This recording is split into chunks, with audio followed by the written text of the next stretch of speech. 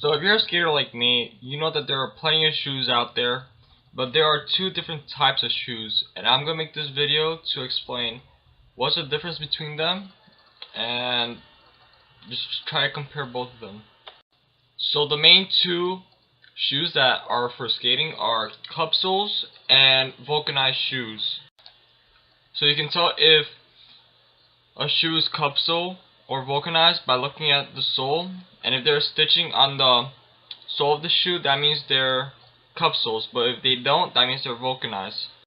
That's the pretty much easiest way to identify which is a Cupsole and which is a Vulcanized shoe. But now I'm going to some differences between the two shoes.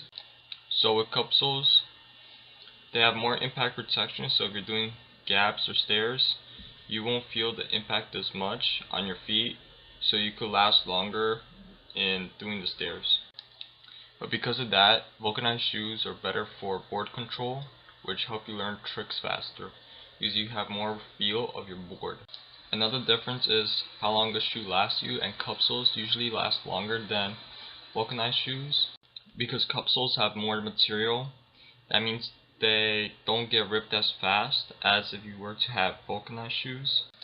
And because Cupsoles have more material on them, that means that they are more expensive, but they do last longer and you don't have to change shoes as often. I'm going to make a different video on both these shoes individually.